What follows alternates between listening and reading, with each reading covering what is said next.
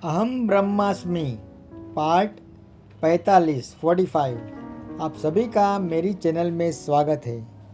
अहम ब्रह्मास्मि आज हमारा भाग 45वां है। अहम ब्रह्मास्मि श्री निसर्गदत्त महाराज और उनके शिष्यों के बीच हुए वार्तालाप का अंग्रेजी बुक आई एम दैट का हिंदी रूपांतर है। अनुवादन किया है श्री विनय कुमार वैद्य जी ने। आज हम पढ़ेंगे हमारा अध्याय 51 चैप्टर 51। शीर्षक है पीड़ा और सौख्य के प्रति उदासीन रहो। प्रश्नकर्ता: मेरा जन्म स्थल और निवास स्थान फ्रांस है। इस प्रकार मैं एक फ्रेंच व्यक्ति हूँ। पिछले लगभग 10 वर्षों से मैं योगाभ्यास कर रहा हूँ। महाराज: 10 वर्षों तक कार्यरत रहने के पश्चात क्या तुम अपने लक्ष्य के कुछ समीप पहुंच पाए? प्रश्नकर्ता: शायद कुछ समीप पहुंचा हूं। आप तो जानते ही हैं कि यह एक अत्यंत कठिन कार्य है। महाराज: आत्मा समीप है और इसे पाने का मार्ग सरल है। तुम्हें केवल यही करना है कि कुछ भी न करो। प्रश्नकर्ता: पर फिर भी मैंने तो यही अनुभव किया है कि मेरी साधना बहुत कठिन है। महाराज: तुम्हारी साधना है, होना पाना मात्र, करना तो स्वतः होता है। केवल सावधान रहो, सावधान रहो। तुम हो इससे स्मरण रखने में क्या कठिनाई है? तुम तो सदा ही हो। प्रश्नकर्ता: होने का भाव तो निश्चित ही सदा रहने वाली एक वस्तु है, पर हमारे चित्त का परिक्षेत्र, फील्ड ऑफ अटेंशन, भावनाओं, प्रतिमाओं, धारणाओं और आदि अनेक प्रकार की बातें से पटा पड़ रहा है। होने मात्र का शुद्ध भाव इन सबके नीचे प्रायः दबकर खोसा जाता है। महाराज: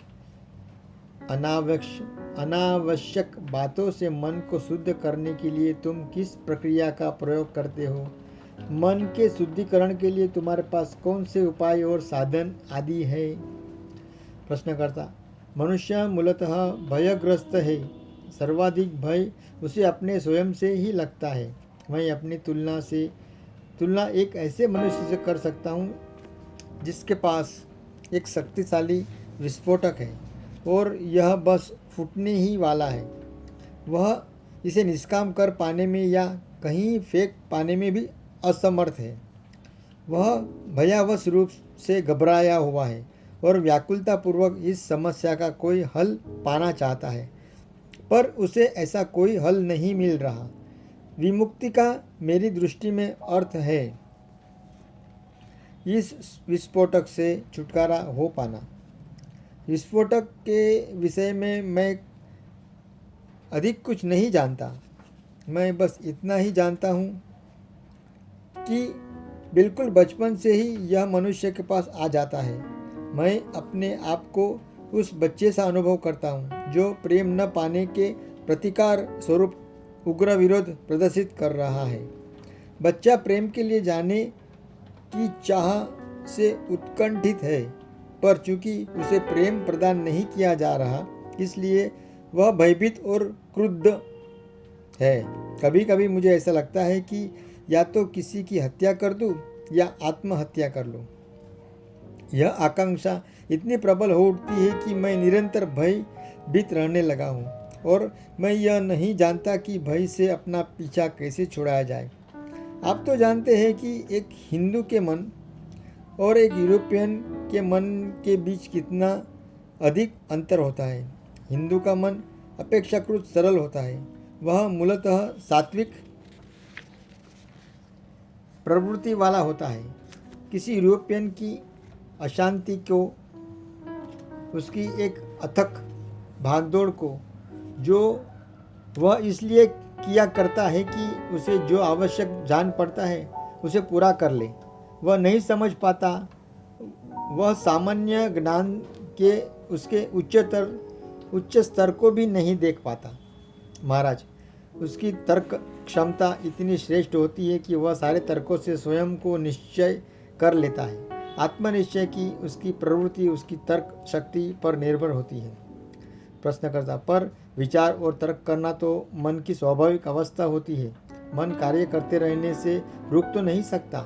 महाराज, यह अभ्यास जनित अवस्था अवश्य हो सकती है, पर यह आवश्यक नहीं कि एक स्वाभाविक अवस्था हो। स्वाभाविक अवस्था कष्टप्रद नहीं होती, जबकि गलत आदतें प्राय ही सुदीर्घ कष्ट की श्रृंखला बन जाती है। प्रश्नकर्ता, यदि यह मन की नैसर्गिक या स्वाभाविक अवस्था नहीं है तो इसे किस प्रकार से रोका जाए?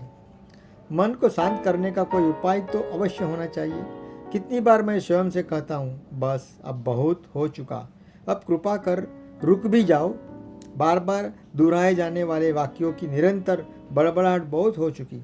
मुझे लगता है कि इसे अल्पकाल के लिए तो रोका जा सकता है, पर लंबे समय तक नहीं रोका जा सकता। यहाँ तक कि तथाकथित आध्यात्मिक व्यक्ति भी मन को शांत करने के लिए चालबाजियाँ किया करते हैं। वे सूत्रों को दोहराते हैं, गाते हैं, प्रार्थनाएं करते हैं, प्राणायाम अथवा श्वास के विभिन्न प्रयोग करते हैं, डोलते रहते हैं, एक ही वर्तुल में गोल घूमते रहते हैं, एकाग्र ध्यान आदि करते हैं, भाव समाधि या का अभ्यास करते हैं, सद्गुणों को विकसित करते हैं। सारे समय वे इस उद्देश्य के लिए कार्यरत रहते हैं कि कार्य करना दौड़ भाग रुक जाए।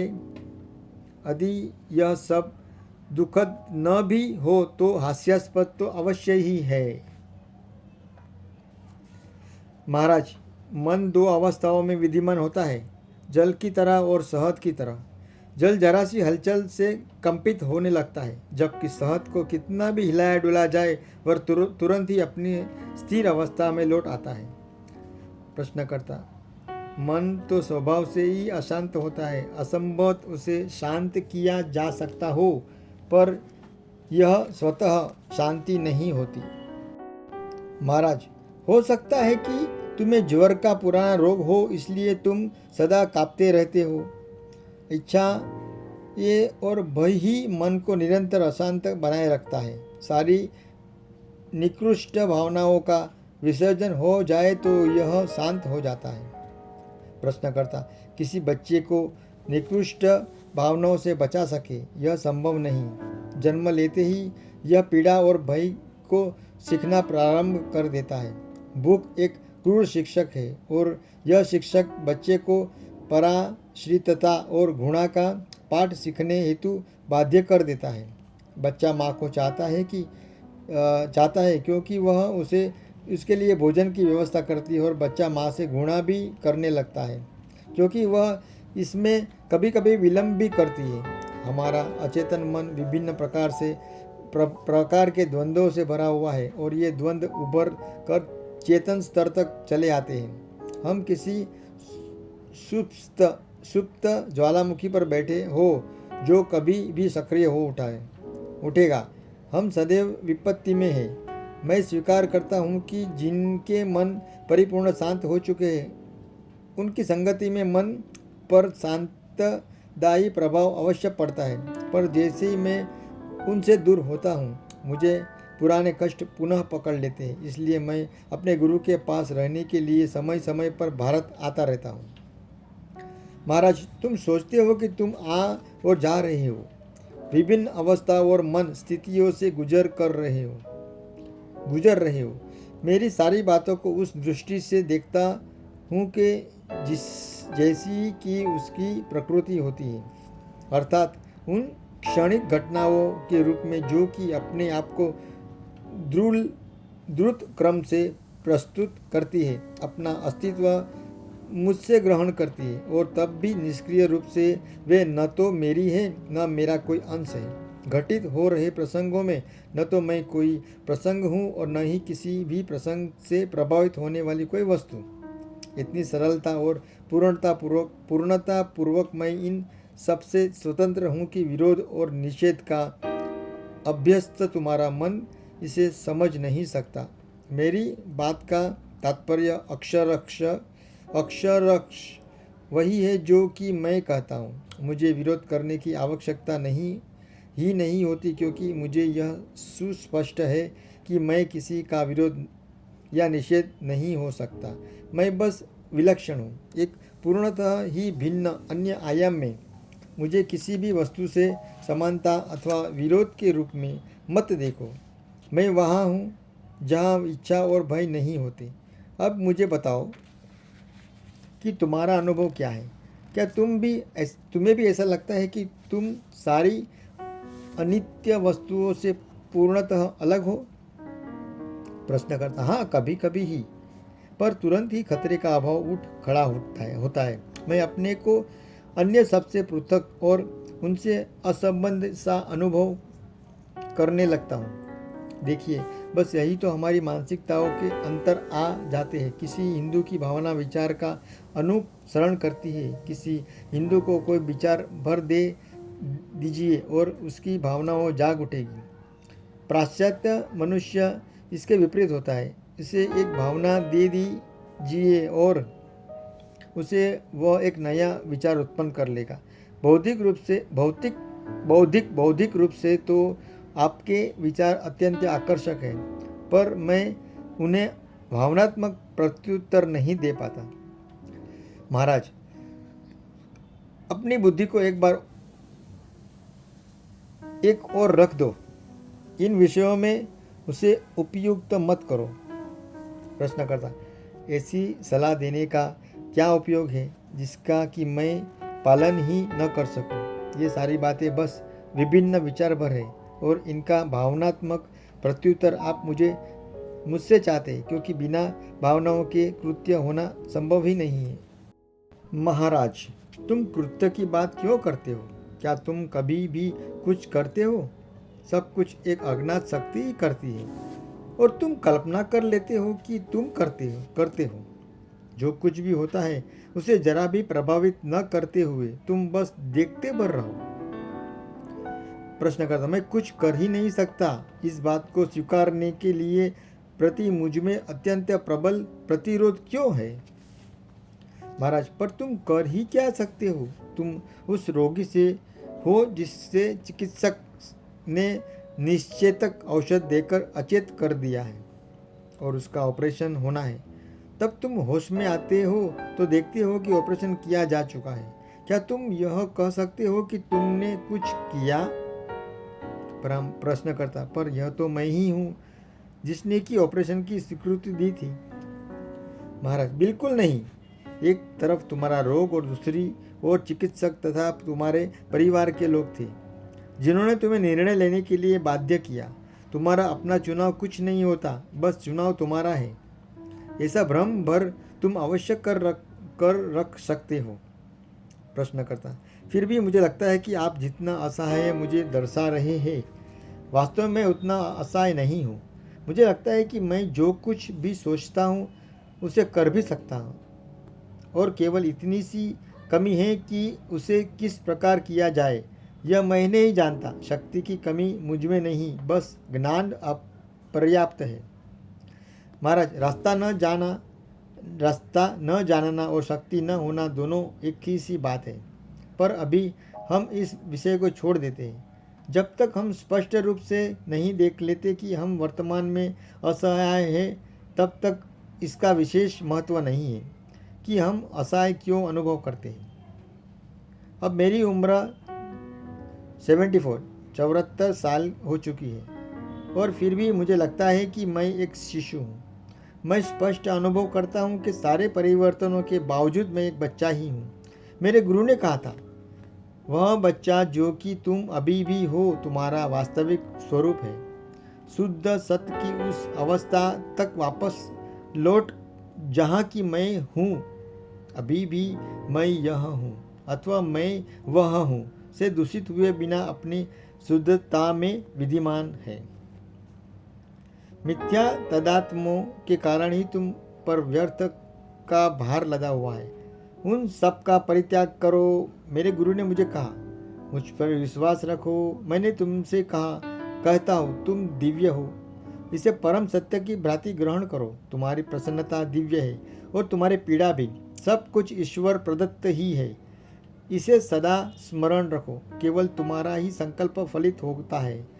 मैंने निश्चित ही उन पर विश्वास रखा है। शीघ्र ही यह अनुभव कर लिया कि उनके शब्द कितने आश्चर्यपूर्ण ढंग से सत्य और सटीक थे।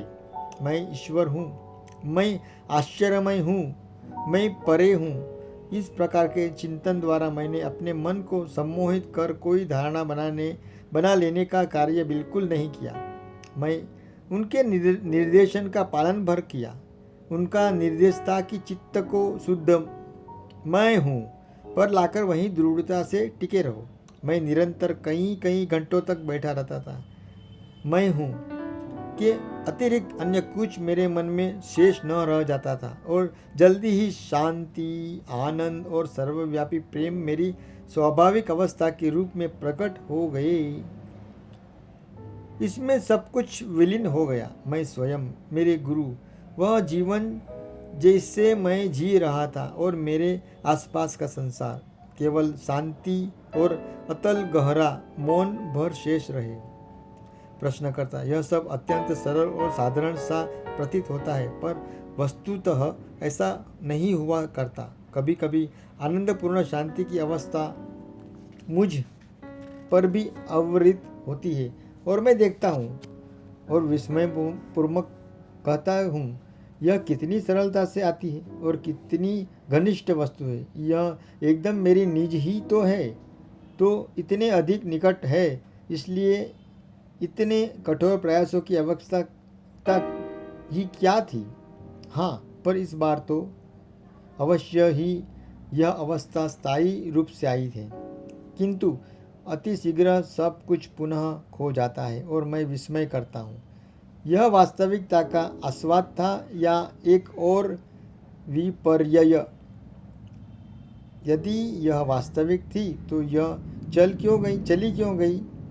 शायद इस नई अवस्था में मेरे सुदृढ़ रूप से अवस्थित पाने हेतु किसी अद्भुत अनुभव से गुजरना आवश्यक है, और जब तक इस कसौटी पर खरा उतरने वाला एक चरम अनुभव नहीं हो जाता, तब तक इस प्रकार की आँख मिचौली का खेल चलता रहेगा। महाराज, किसी अद्भुत और नाटकीय अनुभव होने की, किसी आश्चर्यजनक विस्फोट होने की तुम्हारी यह उम्मीद ही तुम्हारे आत्म साक्षात्कार को अवरुद्ध और विलंबित कर रही है। तुम्हें किसी विस्फोट की उम्मीद नहीं करनी चाहिए, क्योंकि यह विस्फोट पहले ही हो चुका है। जब तुमने जन्म लिया था, जब तुमने अपने आप को होने जाने अनुभूति करने वाले के रूप में मान्य कर लिया था, तुम्हारी एकमात्र भूल यह है कि तुम आंतरिक को बाह्य और बाह्य को आंतरिक समझ रहे हो। जो तुम में है उसे तुम अपने से बाहर समझते हो, और जो बाहर है उसे अपने में। मन के अनुभव बाहर है, परंतु उन्हें तुम अंतर्गत समझते हो। तुम संसार को विषय परक समझते हो, जबकि यह पूर्णतः केवल तुम्हारे अंतःकरण का प्रक्षेपण भर है। यही मूल भ्रम है और कोई नया विस्फोट इसे सुधार न सकेगा। तुम्हारे विचार की सहायता से इस भ्रम से अपने आप को मुक्त करना है और अन्य कोई उपाय नहीं है। प्रश्नकर्ता, यदि मेरे विचार नियंत्रण में न रहे और वे उनके अपने ढंग से आते जाते रहे तो मैं उनसे अपने को मुक्त कैसे कर सकता हूँ? उसकी अनवरत बड़बड़ाहट से मैं थक जाता हूँ और मेरा मन भटक जाया करता है। महाराज, अपने विचार का उसी प्रकार से प्रक्षेपण करो जैसे राह पर होने वाले यातायात का प्रेक्षण कर रहे हो। वहाँ लोग आते जाते ही तुम बिना कोई प्रतिक्रिया किए उनका आना जाना स्वीकार करते हो। संभवतः प्रारंभ में यह सरल न होता, परंतु कुछ काल के अभ्यास से तुम देखोगे कि तुम्हारा मन एक ही समय में अनेक स्तरों पर कार्यरत रह सकता और तुम उन सभी के प्रति बोधपूर्ण रह सकते हो, पर केवल तभी जब तुम्हारी कोई नियति अभिरुचि किसी तल विशेष पर अटक जाती है। सारे अन्य तलों से तुम्हारा अवधान पलायन कर जाता है, जिससे वे अंधकार में खो से जाते हैं।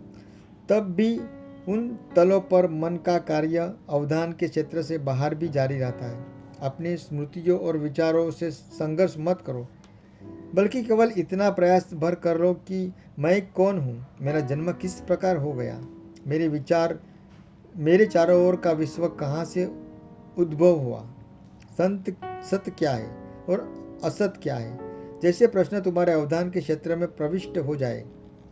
यदि तुम रस न रहे हो तो कोई भी स्मृति बनी नहीं रह सकती। भावनात्मक जुड़ाव से बंधन को जारी रखना है। तुम सदैव खुशी ढूंढते हो और दुख से बचने का यत्न करते हो, यदा सुख शांति के पीछे भागते हो। क्या तुम यह नहीं देख पाते कि सुख के पीछे भागने का प्रयास ही तुम्हें दुखी बना देता है। एक अन्य रास्ता अपना कर देखो, पीड़ा और सौख्य, प्लेजर के प्रति उदासीन हो जाओ। बिना कुछ भी मांग किए और बिना अस्वीकार किए अपना सारा अवधान उस तल पर ले जाओ जहाँ मैं हूँ। काल के अभाव से और उसके प्रवाह से अप्रवाहित रहकर स्थिर है। जल्दी ही तुम्हें यह बात समझ में आ जाएगी कि शांति और आनंद तुम्हारा स्वभाव ही है, और इसमें बाधा इसलिए आती है क्योंकि तुम उन्हें किसी विशिष्ट माध्यम से ही खोजने का प्रयास करते हो। इस बाधा को हटाओ, इतना ही पर्याप्त है। तुम स्वयं ईश्वर हो, तुम ही सर्वोच्च वास्तविकता हो। प्रारंभ में मुझ पर श्रद्धा रखो, शिक्षक में आस्था रखो। इससे तुम पहला कदम उठाने में सक्षम हो जाते हो और बाद में तुम्हारा अनुभव स्वयं ही तुम्हारी श्रद्धा को उपयुक्त प्रमाणित कर देता है। प्रत्येक उपक्रम श्रद्धा का ही एक कृत्य होता है। जीवन के प्रत्येक क्षेत्र में प्रारंभिक श्रद्धा एक आवश्यक तत्व होती है। इसके अभाव में कुछ भी नहीं किया जा सकता। यहाँ तक कि तुम अपनी रोटी भी उस पर श्रद्धा रखकर ही खाते हो।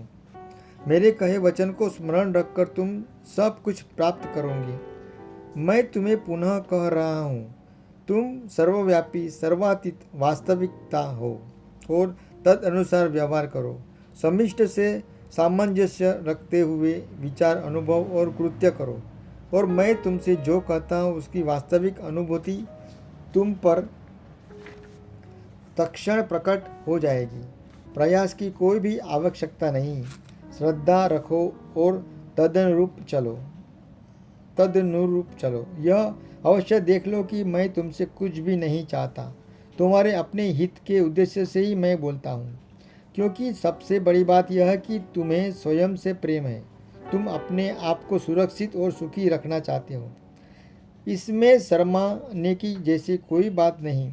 इस बात को इनकार मत करो। अपने आप से प्रेम रखना तो स्वाभाविक है और एक अच्छी बात भी है, पर तुम्हें यह स्पष्टतः ज्ञान होना चाहिए कि तुम यथार्थ किसी वस्तु से प्रेम करते हो। यह वस्तु है जीवन, संवेदन, भावनाएं, चिंतन, कृत्य, प्रीति, संघर्ष, सृजन आदि आदि। यह वह जीवन है जिसे तुम प्यार करते हो, जो तुम और सब है। इस सारे विभेदों को परिमितता और उसे परे इसकी संपूर्णता में देखो, और तुम्हारी सारी कामनाएं इसमें खो जाएगी, क्योंकि विराट लघु को उसी प्रकार स्वयं मिल लेता है जैसे कि सागर नदी को। इसलिए पहले अपने आप को पाओ, क्योंकि उसे पाने में तुम सब कुछ पा लेते हो। प्रत्येक अपने होने में प्रसन्न है, पर इस बात को पूरे अर्थों में कम ही लोग जानते हैं। इसे जानने हेतु तुम्हें अपने मन में मैं हूँ, मैं जानता हूँ, मैं प्रेम करता हूँ को स्थान देकर होने, जानने, प्रीति इन शब्दों के गहनतम अर्थ को पाने का संकल्प करना होता है। प्रश्नकर्ता: क्या मैं ईश्वर हूँ? इस प्रकार का विचार कर सकता हूँ? महाराज, अपनी किसी भी धारणा से तादात्म्य मत करो। यदि ईश्वर से तुम्हारा अभिप्राय अज्ञात से है तो तुम केवल इतना ही कहते हो, मैं नहीं जानता कि मैं क्या हूँ। यदि तुम ईश्वर को अपनी आत्मा के रूप में जानते हो तो तुम्हें यह कहने की आवश्यकता नहीं है। सबसे श्रेष्ठ वस्तु है मैं हूँ कि सरल साधारण भावना। इस पर धैर्यपूर्वक टिके रहो।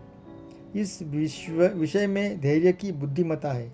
असफलता की आशंका मत रखो। इस उपक्रम में असफलता होती ही नहीं। प्रश्नकर्ता: मेरे विचार मुझे सफल न होने देंगे।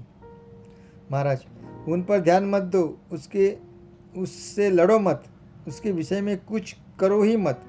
वे जैसे ही उन्हें वैसा रहने दो, वे जैसे हैं वैसे उन्हें रहने दो। तुम्हारा उनसे लड़ना ही उन्हें बल प्रदान करता है। उनकी उपेक्षा ही करो, उनसे दृष्टि हटाकर देखो। इस स्मरण को स्मृति में रखो, जो कुछ भी होता है मैं हूँ, इसके लिए होता है। प्रत्येक वस्तु तुम्हें स्मरण दिलाती है कि तुम हो। इस सरल से तथ्य का पूरा लाभ उठाओ कि किसी भी अनुभव के लिए तुम्हारा होना आवश्यक है। तुम्हारे लिए यह आवश्यक नहीं है कि विचारों को रोको, बस उसमें रसलिप्त भर मत रहो। निर्लिप्त ही मुक्त करती है।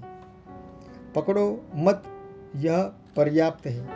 संसार छल्लों से बना हुआ है और तुम्हारे उन अटकावों में ये छल्ले फंस जाते हैं जो वक्र है और तुम्हारे मन में है। उन अटकावों को सीधा कर मिटा ही दो और फिर कोई वस्तु तुम्हें पकड़ ना पाएगी। अपने लगाव को त्याग दो। त्यागने हेतु अन्य कुछ नहीं है। परिग्रह और स्वामित्व के डेरे पर चलने, परिणाम की आशा रखने की आदत तो आदि को रोको और असीम स्वतंत्रता तुम्हारी अपनी होगी। प्रयास रहित रहो। प्रश्नकर्ता: जीवन प्रयास है, कितनी ही बातें करनी होती हैं। महाराज: जो किया जाना आवश्यक है उसे करो, प्रतिरोध मत करो। इसी विषय में केवल उचित बात को करते हुए अपना गतिशील संतुलन बनाए रखो। उस बच्चे से मत रहो जो बड़े होने का अनिच्छुक है। साँचे में ढले कर्मकांड और मुद्राएं तुम्हारी सहायता न करेंगे। केवल अपने विचारों और ध्येयों की शुद्धता और कर्म की समग्रता ही निर्भर रहो। अधिक संभावना यही है कि तुमसे भूल न होगी। सब कुछ पीछे छोड़कर पार चले जाओ। प्रश्नकर्ता: परंतु क्या किसी भी वस्तु से सदा के लिए छोड़ा जा सकता है? किसी भी वस्तु को सदा के लिए छोड़ा जा सकता है? महाराज: तुम 2400 घंटे बनी रहने वाली समाधि सी कोई वास्तु चाह रहे हो। समाधियाँ इसलिए आती है जाती रहती है क्योंकि मानव मस्तिष्क तनाव और अधिक काल तक नहीं झेल सकता। यदि तुम्हारा मस्तिष्क अत्यंत ही शुद्ध और सूक्ष्म स्तर पर विकसित न हो तो कोई सुदीर्घ समाधि इसे जलाकर भस्म भी कर सकती है। जीवन में कुछ भी जड़ीभूत नहीं है। हर वस्तु धड़कती रहती है, प्रकट और अप्रकट होती रहती है। हृदय, श्वास, पाचन क्रिया, सुषुप्ति, जागृति, जन्म और मृत्यु, प्रत्येक वस्तु तरंगों सी आती है और चली जाती है। लय, आवर्तन, अतियो और सामंजस्यपूर्ण क्रमिकता यह नियम है। जीवन के मौलिक ताने बाने से विद्रोह करना व्यर्थ है। यदि तुम अविकारी, इम्यूटेबल की खोज में हो तो अनुभव मात्र से परे जाओ। जब मैं कहता हूँ कि मैं हूँ को सदा स्मरण रखो तो मेरा तात्पर्य यह होता है कि इस पर पुनः पुनः लौट आओ। कोई विशिष्ट विचार मन की स्वाभाविक अवस्था नहीं हो सकता। केवल मौन ही मन की स्वाभाविक अवस्था है। मौन का विचार नहीं, वरन स्वयं मौन। जब मन अपनी स्वाभाविक अवस्था में होता है तो हर अनुभव के पश्चात यह स्वमेव मौन पर लौट आता है। या यह भी कह सकते हैं कि मौन प्रत्येक अनुभव की पृष्ठभूमि में बना ही रहता है। अब तुम्हें यह जो भी सीखा यह बीज बन जाता है। तुम इसे भूल सकते हो, ऐसा प्रतीत होगा, पर यह जीवित रहेगा और अनुकूल ऋतु के आने पर अंकुरित विकसित होकर फले फूलेगा। सब कुछ स्वमेव होता है। तुम्हें कुछ करने की आवश्यकता नहीं, बस इसे रोकना भर नहीं। भाइयों, यहाँ पर हमारा अध्याय 51 संपूर्ण होता है। श्री कृष्णार्पणमस्तु। मैं श्री कृष्ण जी को अर्पित करता हूँ। आपने देखा आज का अध्याय कितना महत्वपूर्ण था। महाराज जी ने पूरा राज यहाँ पर खोल दिया आपको, यानी मेरा कहने का मतलब है आपको सिखा दिया। जो लास्ट पार्ट है आज का अध्याय के अंदर, वो इतना महत्वपूर्ण है। जो महाराज जी कहते हैं हम कैसे अपने ध्यान में मैं हूँ तक पहुँच सकते हैं, हमें क्या त्याग करना है, हमें क्या पकड़ के रखना है, क्यों पकड़ के रखना है, क्यों त्याग करना है, ये सब बात आप धीरे धीरे सुनेंगे तो आपको ठोस अनुभव होगा। इसके लिए मैंने जो आज प्रयत्न किया है, यह मेरी चैनल जीवनरथ _अनिल, यहाँ पर आप यह वीडियो यूट्यूब पर देख सकते हैं और इसे शेयर लाइक कर सकते हैं और कमेंट भी लिख सकते हैं नीचे मेरा ये प्रयास आपको कैसा लगा। और मैं बन सके आपको अच्छा लगे तो मेरे चैनल को सब्सक्राइब भी करा सकते हैं और कर सकते हैं। अपने मित्रों को बोल के वहाँ शेयर करके वीडियो उनसे मेरा चैनल सब्सक्राइब कराइए और मुझे सपोर्ट करिए। आपका बहुत बहुत धन्यवाद। श्री कृष्णार्पणमस्तु। मैं जो भी करता हूँ श्री कृष्ण जी को अर्पित करता हूँ। तेरा तुझको अर्पण। हरिओम, ओम शांति। मैं अगला अध्याय लेके कल वापस आपके सामने प्रस्तुत होने वाला हूँ, तो मेरा आप राह देखिए मेरे लिए। कल मिलेंगे, मैं भी आपको मिलने के लिए बहुत उत्सुक हूँ, तो ज़रूर कल मिलेंगे। तब तक के लिए शुभ रात्रि।